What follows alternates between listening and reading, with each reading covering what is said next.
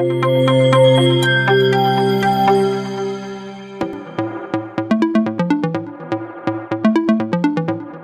সামনে আমি যে গুরুত্বপূর্ণ টপিকটা নিয়ে হাজির হয়েছি সেটা হচ্ছে উচ্চতর গণিতের নবম ও দশম শ্রেণীর 8.3-এর সূত্রের প্যাচাল নিয়ে যেটা কথা বলা হয়েছিল, সূত্রগুলো নিয়ে সব আলোচনা করা হয়েছিল, তোমাদের মান সহকারে সুন্দরভাবে বুঝিয়ে দেওয়া হয়েছিল। তোমরা নিশ্চয়ই এটা আয়ত্ত করেছো। এখন আমরা পার্ট বাই পার্ট ইনশাল্লাহ আলোচনা করব। তবে তোমাদের একটা কথা বলে নিতে হচ্ছে, যাদের এই সূত্রগুলো ভালো করে আয়ত্ত নেই তারা এই পর্বগুলো দেখবে না, দ্বিতীয় থেকে বাকি পর্বগুলো দেখা যাবে না, তাদের জন্য নিষেধ। কারণ আগে সূত্র কমপ্লিট করে ওই ভিডিওটা আগে দেখে তারপরে পরের ভিডিওগুলোতে আসবে। কারণ হচ্ছে ওইটা যদি না জানি এই অধ্যায়ের কোনো অঙ্ক করা সম্ভব না। তো আশা করছি তোমরা এটা দেখে নেবে। তো এই ভিডিওর ডেসক্রিপশন বক্সে দেওয়া থাকবে, তোমাদের যদি সেখানেও ক্লিক করো তবুও দেখতে পাবে, এজন্য কোনো সমস্যা নেই। তো ঠিক আছে, আমরা শুরু করি। তো 7 নম্বর এমসিকিউগুলো নিয়ে তোমাদের আলাদাভাবে আলোচনা করব, আর এখন আমরা আলোচনা করতেছি 7 নম্বর অঙ্কটি। তারপরে আমরা পর্যায়ক্রমে 8, 9 যা আছে সব আলোচনা করবো ইনশাল্লাহ। ওকে, তো এখন আমরা এই অঙ্কের মধ্যে দেখো 7-এর যে ক লিখে রেখেছি আমি sin 7 পাই। একটু খেয়াল করে দেখো, এই অঙ্কের মধ্যে তোমার কিন্তু এই কোয়াড্রান্ট হিসাবটা অবশ্যই লাগবে। যে স্যার এটা তো বড় করে যোগ চিহ্ন দিলেন, যারা দেখোনি তারা বলবা যোগ চিহ্ন, এটা কিন্তু আসলে যোগ চিহ্ন না, এটা হচ্ছে কোয়াড্রান্ট হিসাব। হ্যাঁ, এখান থেকে আমাদের X axis X prime, Y then Y prime. Okay, এখন আর যোগ মনে হচ্ছে না, তাই না? ওকে, তো এইখানে আমরা আগে এই অনুপাতের মান যেটা সেটা লিখে ফেলবো। এইখানে খেয়াল করে দেখো, মনে রাখবা যে পাই মানে হচ্ছে 180 ডিগ্রি।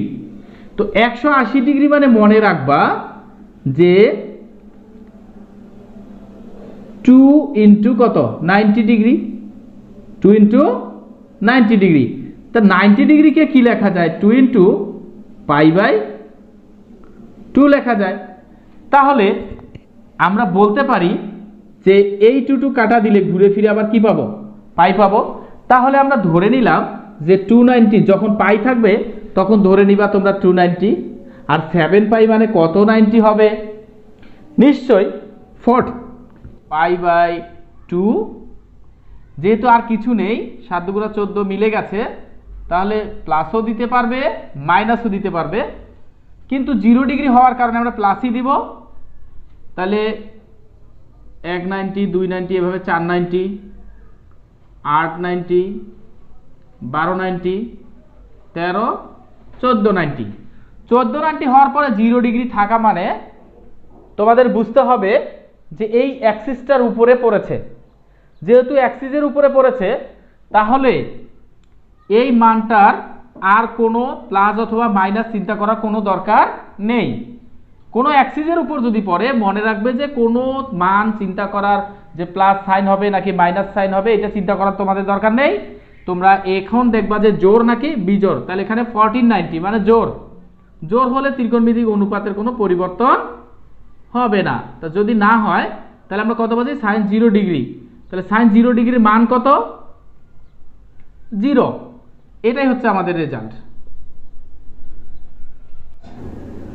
tan -23 pi by 6।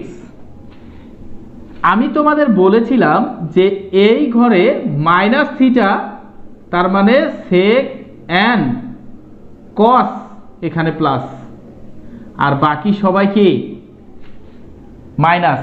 তাহলে যদি এই ঘরে যারা ছিল তারাই কেবলমাত্র মাইনাসকে রিসিভ করে না, এরকম ত্রিকোণমিতির যে মান দেওয়া থাকবে সেখানে শুধুমাত্র সেক এবং কস মাইনাস রিসিভ করবে না, কিন্তু বাকি যত অনুপাত আসবে, বাকি যে 4টা অনুপাত আছে এ কিন্তু মাইনাস রিসিভ করবে। তাহলে আমরা কি করব? মাইনাসটা সামনে বসিয়ে দিব। ওকে, তাহলে কি হচ্ছে 23 পাই বাই 6। এখন আমরা এই মাইনাসটার কাজ করব না, তো এখানে 23।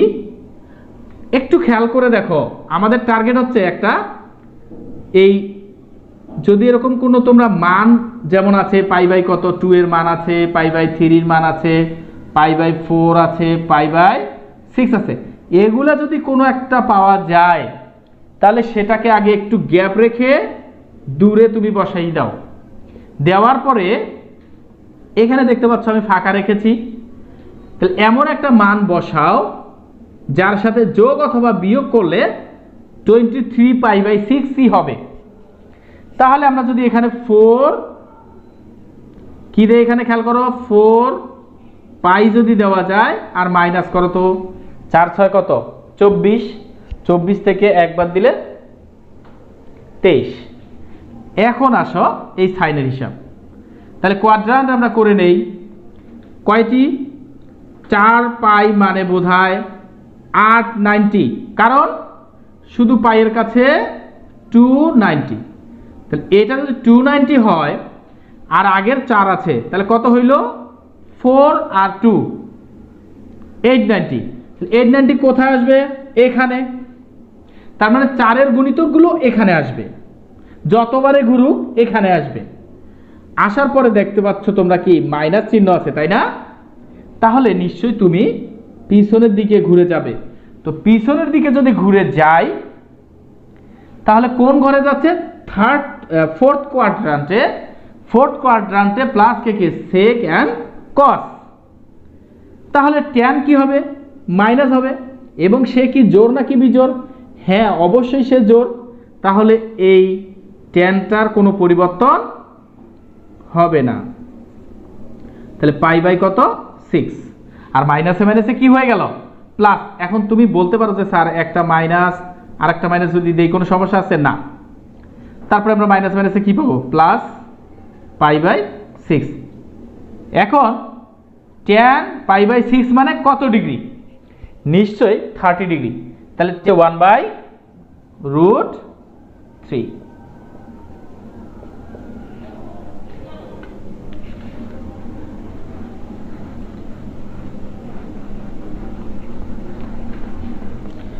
এরপরে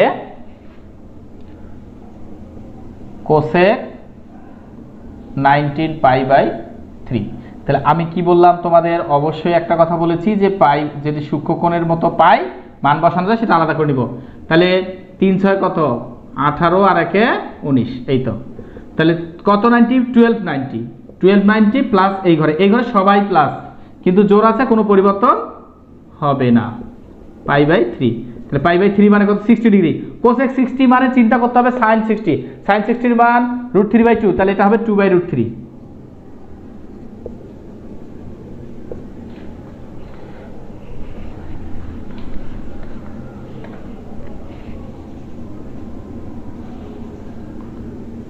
-25 পাই বাই 2। আচ্ছা বলছিলাম সেকেন্ড বেলায় মাইনাসটা থাকবে না, এমনিতেই দেখো উঠে গেল, একটু খেয়াল করো। তাহলে এটাকে আমরা মান পেয়ে যাচ্ছি, তাহলে সরি সেক পাই বাই 2 আমরা আলাদা বসাই দিব, আর 12 দুগুণা কত 24 আর 1 25, তাহলে 12 দুগুণা 24 আর 1 25, তাহলে কত 2490, কত 90 2490, এখানে 4 6 24 6 বার ঘুরলে এখানে, তারপর প্লাস এই অল পজিটিভ, তাহলে সেক পাই বাই 2 তার মানে 90 ডিগ্রি। সেক 90 পেতে গেলে তোমাকে আগে বুঝতে হবে cos 90 কত, cos 90 এর মান কত 0, আগে আমাকে চিন্তা করো cos 90 কত, cos 90 এর মান কত 0 ডিগ্রি, সরি 0, তাহলে cos 90 এর মান যদি 0 হয় তাহলে এটাকে যদি উল্টায় দেই আমরা তাহলে এর নিচে কত 1, তাহলে 1 বাই কত 0, 0 কি কোনো মান 0 দিয়ে কাউকে ভাগ করা যায়, তাহলে না অসংজ্ঞায়িত, তাহলে এখানে আমরা লিখে দেব অসংজ্ঞায়িত। ওকে এটাই অ্যান্সার।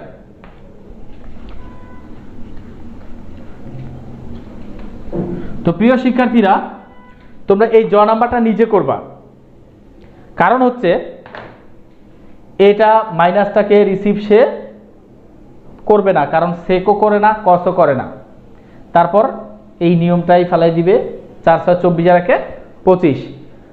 তো যাই হোক আজ এ পর্যন্তই, তোমাদের সামনে থেকে বিদায় নিচ্ছি। তোমরা পরবর্তীতে যে অঙ্ক পাবে সেটা 8 9 10 পর্যায়ক্রমে। ততক্ষণ ভালো থাকো, সুস্থ থাকো, এই শুভকামনায় আজ বিদায় নিচ্ছি। আসসালামু আলাইকুম ওয়া রাহমাতুল্লাহ।